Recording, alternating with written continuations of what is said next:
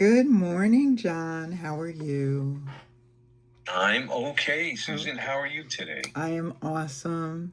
And I am looking forward to hearing what you have in mind for this 25 minutes we have together.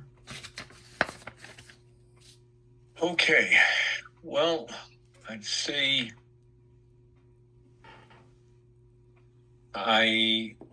from our prior ones, our last session we kind of talked about I understand my purpose.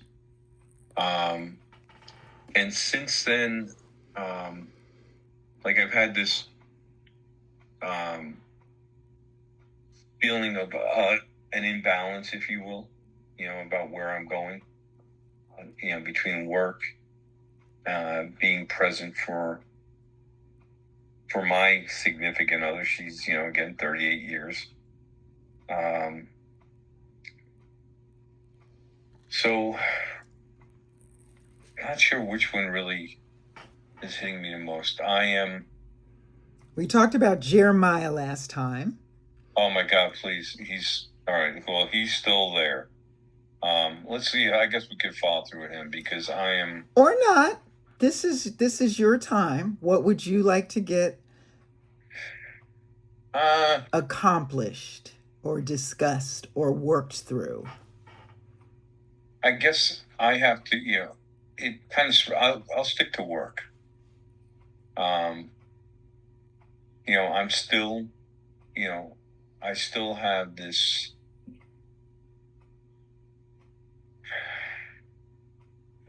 I'm waiting to see what Jeremiah does. And I'm trying to be supportive of him, but I'm really, really getting frustrated, and I feel myself just absolutely not trusting him. So last week he was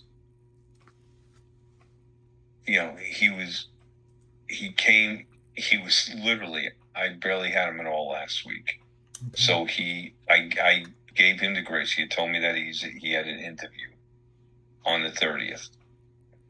And the 29th, it's down in Tennessee. And the 29th, he went for the weekend home, and I said, look, take the day as a remote day on Monday. Just get some work done, but focus on getting ready for this interview. So I'm really trying to help him. I've gave him some time to go sign back up for the military reserve. Really trying to help him with that. And your goal with Jeremiah is, just so I can make sure I have clarity. At this point, it is for him to help him leave. Okay. And help him. And how does that make you feel? How does that make you feel? Well, there originally was that, and I think I've worked through that, where I was feeling somewhat defeated or disappointed that I couldn't help him. Okay. But I think, as we discussed in the prior sessions, you can't coach everybody. You can't save everybody. Okay. Especially if they don't really want to be saved. Okay. And I guess. And what would saving for you? What would saving for you have looked like? Saving for me would have looked like him working through the coaching and the suggestions and following through on all of the various performance improvement action plans that we'd agreed on that he did not do. And for him to have changed his ways with our people and actually been a solid contributor to the division and the organization. Mm-hmm. Now,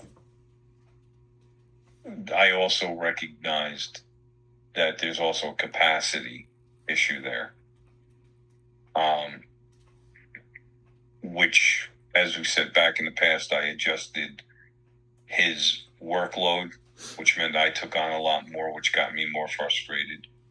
Got me frustrated that I took on a lot of work with some other people that presented as being, super skilled, but when they were at their own pace, and their pace wasn't meeting the agency's needs. So, I've given several of them grace and taken some of the workload off of them, so we can keep the division moving forward. But it's placed a tremendous workload on me. And I guess that's where I'll get to. And then maybe it's not even Jeremiah at this point. I'm at a point where I've been putting anywhere from 60 to 70 hours a week of work, and besides commuting 3.5 to 4 hours a day, to just help this organization move forward. And I've been asking for assistance from leadership for about a little over a year and 7 months, because the division was understaffed and he wasn't, capable. I did get a couple people into the range. We have some of our people we call TD wide. So our instructors not only have to teach, but then they get redeployed back into the facilities. And the permanent ones get redeployed once every 2 weeks. What we call TDYs, temporary deployments, they are redeployed twice a week, which negatively impacts our capacity to get jobs done. It also doesn't leave people feeling very comfortable. Now, they've been handing out transfers for the TDYs all over the place, and I got some of my people done, but not all of them. And then for supervision and instructors, my division used to have 25 captains, which is our frontline supervisors. I'm operating with 4. It sounds like you have been put at a disadvantage headcount wise. Is that what? Yeah. Staffing. Headcount and some, 1 or 2 personnel, as far as capacity. But yes, most definitely. And the agency is understaffed. The new commissioner is trying to make a couple of changes, and I also know I've gotten a lot done. Okay. We've had incredible, like Tom will tell you, and he was just telling me this yesterday, maybe even this morning we were talking. He's like, because I was just, because we were talking about Jeremiah, because even though so he's off Monday and Tuesday last week, then he left early on Thursday at 1:00 so he could get his flight, had off for the holiday for Friday, while I'm working through everything, dealing with everything, all the stuff that's blowing up at 2 different facilities because of heat problems, all through that and through the weekend. And then he gives me this, calls me up at 6:00 in the morning or 6 something in the morning, telling me his flight gives me this basic bullshit story, because he's telling me that he went to when somebody's lying to you, when they give you that really detailed story, and he goes, "Oh, well, I'm at the airport and I'm in my suit with my luggage, and I made it through security and up to the gate and realized that they canceled my flight. I must have missed the text." Meanwhile, there's no background noise or anything else, and he's in an airport. So I'm already like, how'd that make you feel? I was angry. I'm like, what? Don't bullshit me. But I didn't say it. I'm like, okay. He says, and then then he's sitting there, and I'm like, okay, do what you got to do, and he said he was going to get, he was, trying to find a new flight, said he couldn't. Okay. So really doesn't do much of anything, because he's taking the day. Yes. And then Tuesday morning, and lo and behold, he calls me again and tells me, "Oh, I can't believe they canceled my flight again." I'm like, okay. And then he texts me. So he didn't even say it this time. He texted me. And he said, unbelievably, my flight was canceled again. And Blah, blah, blah. what would make you feel better If in he that? just be honest with me. Because you know what? But then he tries to scam another remote day off of me by saying, and there's nothing on the plate. And I just told him no. Okay. I said, I'll handle it. Was that a success for you? Yeah. Yeah. And how you felt? I felt like, all right, you know what? I'm done. I'm done with playing your games. Again, I have to be careful because this is, a government thing, and how I respond to people has to be professional. Mm-hmm. But I wasn't going to let him take a remote day. He has to use his time. Okay. And then he finally shows up yesterday, at like 8:30. And my problem, the frustration with that part of it is, even though he's management, we have flex time and all that stuff, people have no use for it. And then I gave him something to do, and then he gives me something. Oh, well, I have the men's conference, which is really not our problem, but he's just trying to find stuff to do to look important, because he really doesn't do anything during the day. He has some meetings, and he thinks that meetings and answering emails is doing a job. Okay. So what would you like to accomplish during our time? Well, for me, that's part of my frustration, but where I'm really at right now is the sense that, I've asked, at what point do I make the decision that it's time to bail from here? I am torn from my loyalty and my purpose of helping these people. But then, I deserve, similar to you, I deserve a life. Now, I enjoy what I do. I love helping. I love building. I love the complexity. I love the challenge. But again, I see other people getting hired.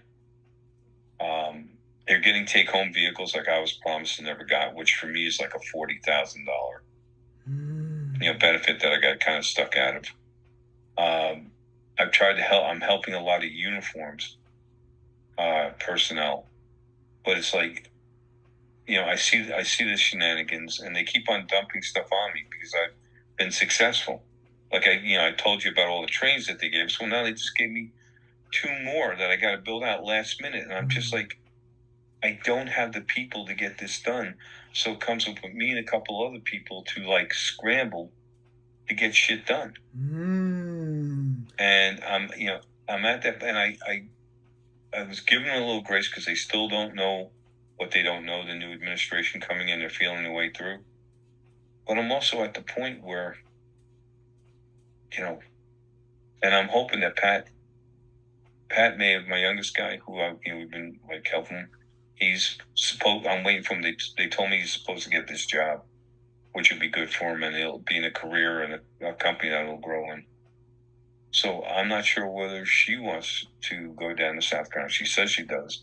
But then in the next breath, she's looking at opening up another shop. So I'm kind of like, do I just hang in there and keep on going? And if it's time to go to the Carolinas, we go. Or do I find something else that's, a little bit less? But I also know there's, like... What would help you? What would help you make that decision? If they were just to give me the help,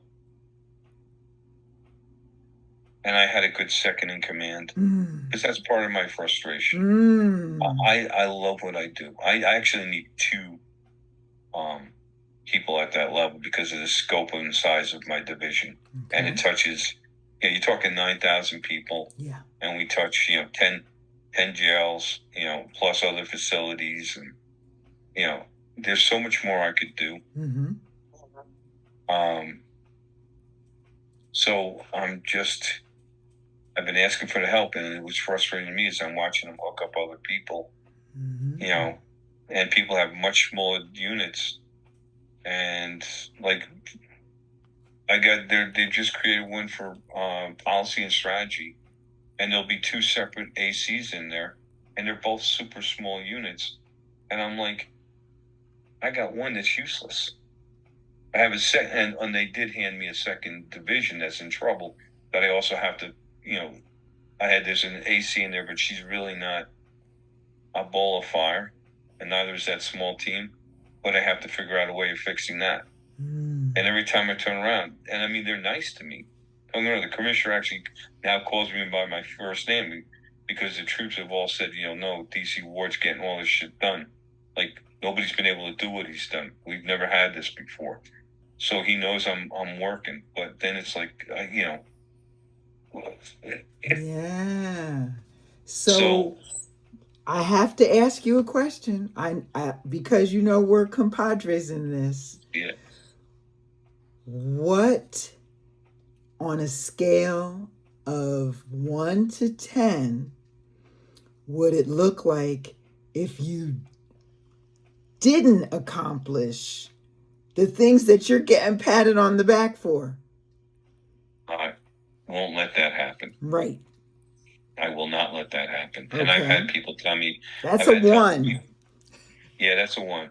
I've had people tell me slow it down or don't do it. I'm like, no, because if I fail, the division fails. So it's not just about me. Okay. It's about my team. And right now again, I got people calling me up like, I can't believe you got that thing off the ground. I can't believe this is going on. Which feels great, but I also say it's my team. And sometimes Tom's like constantly when we're hearing stuff and other people are taking credit, goes, that's you. I'm like, that's us, brother. Yeah.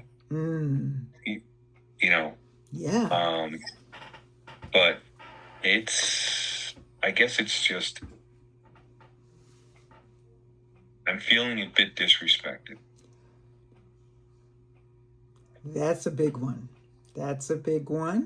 And yeah, what are some strategies that would address that? Well,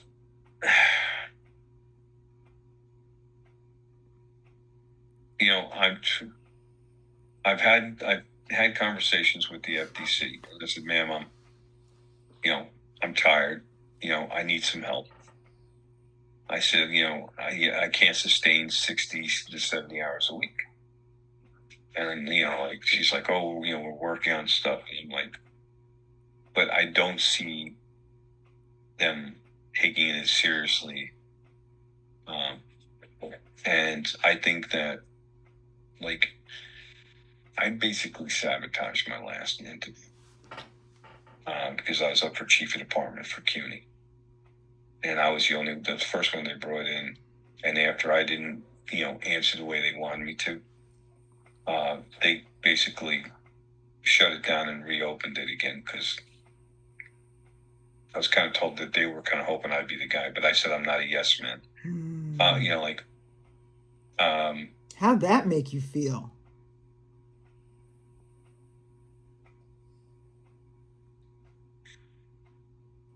It made me feel good in a sense because I look at the guys and gals in uniforms and they don't want me to leave. They're like, you can't leave. You can't. And I'm like, all my people, you can't leave. And I'm like, so I'm like, I'm torn, I'm torn because I really do consider them like family. Mm-hmm. And Suzanne, these are guys and gals that are they're just not used to being they don't get to talk to somebody at my rank. Mm-hmm. I'm in there breaking bread with them. We walk up, I'm giving them hugs. They're giving me hugs in the hallways and shit. Mm-hmm. At what cost? To me?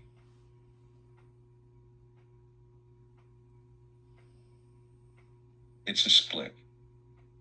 Because I honestly believe what I'm doing is making a difference for people that care and their guardians.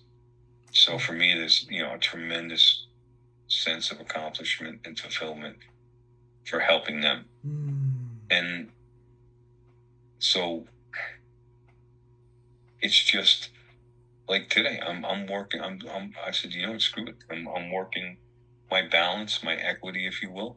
I'm working from home today. Okay. How's that feel?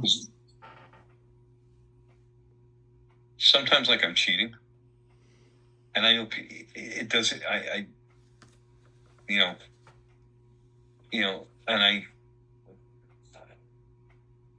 don't know, because I'm used to being, lead by example. But I'm also like, my team is like, yeah, but you can, like, use saving 4 hours so you can get work done, and so they don't want me to go. Okay, we got to go there. We got to go there. Tell me more about that. What, they don't want me to go? No, that you said you could get more done. Oh yeah, without a doubt. I can, because I'm not, the travel time alone. I mean, in the morning, if I'm lucky, it's an hour and a half. If I stop for coffee, just to get to the range. And then if I'm going to the other facilities, then it's another 45 minutes from there, or anywhere from half an hour to 45 minutes or an hour. So, and if I drive straight to Metro, which is the Academy in Mill Village, my commute's closer to an hour 45 at 5 in the morning. Okay. Coming home, it could be 2.5, 3 hours from there. I do take meetings and everything else, and I'm trying to your point, like focus time. So I try not to set too many meetings on the back end of the day, so I can make it over to the range or maybe take a meeting from there. But there's so much stuff to be done, and like I said, it's that part of it. But I'm trying. I told myself I'm probably going to do a little bit more of that, just because, you know what, I'm tired. I've asked for the help, and if they have an issue with it, well, then I guess I got to go. On a scale of 1 to 5, would that make a difference about respect or the disrespect?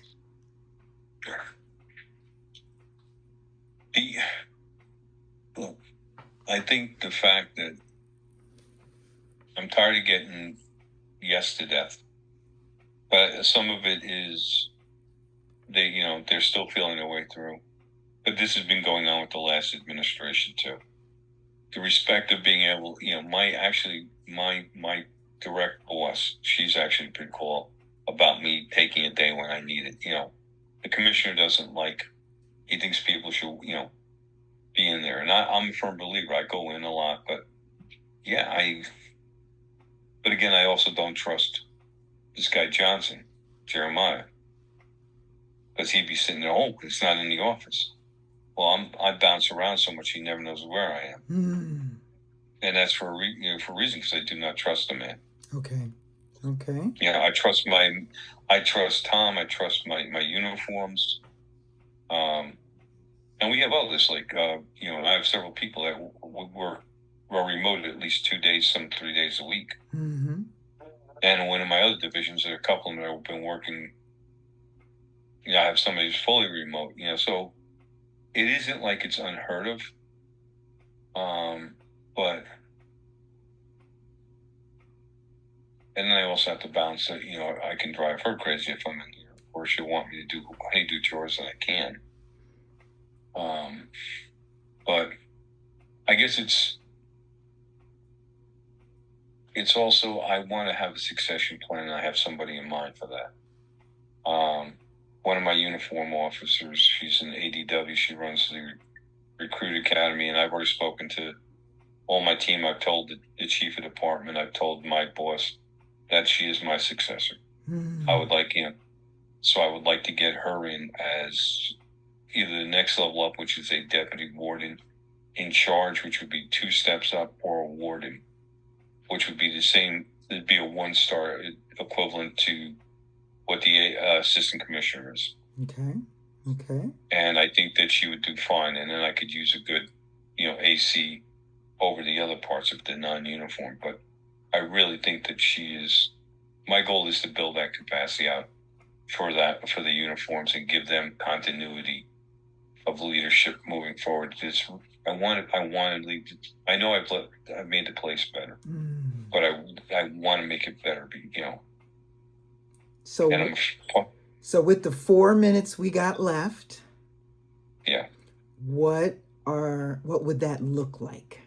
You want to make it look better. What would that look like? Johnson gone. Another AC covering my non-uniform. Get Mac as the DWIC in charge of all the uniform, and that would be over day-to-day operations. Getting a new ADW in to run the recruit academy, and getting the staff that I need to cover and get stuff done so I can get my people a little bit of a break. That would look like that. It would also put me into a better position that if I decided to go, if South Carolina comes up and a job comes up there, that I can go and feel good about going because I know I've left it in good hands. What are those values you're tapping into? It's servant leadership. I've just taken, it's who I am. Mm-hmm. It's building up people. It's, putting people before myself. Mm-hmm. When it comes to that. And it's funny because my wife has the same tendencies for other people too. And sometimes we yell at each other because we put others before ourselves, and but I think that I guess my next goal is going to have to be setting an appointment with the first deputy commissioner, saying, "Ma'am, something has to give here. Good. Something has to give. I just you guys keep on wanting stuff, and I want to be there and do it, but this is the help I need." How are you feeling about that meeting? It is what it is. I mean, a little nervous, but I'm not. But you're going to get that on the calendar? Yes, I am. Actually, I have an opportunity. Oh, are we up at time? Do we finish? That's up to you. Did you learn anything different? I would say that I'm focusing more of my frustrations with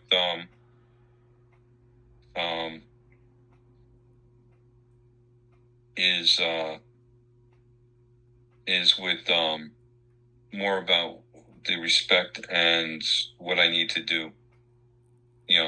Johnson is just part of the problem, but it's an overall problem, not having the help. Well, so I know we had to deal a lot with technology, but I believe in you. And so I know you have the answers for John's well-being. And I hope you found our conversation, because I see that you're distracted now, and I want to let you go. I want to let you go because you were blowing me up. They're blowing me up right now. I can't get away. I get that, and you wouldn't want to anyway. And so thank you for your candor. And I will see you. I think we're back up next Tuesday or something like that. Yep. See you on the flip side. Okay, John. Take care. Thanks. Bye-bye.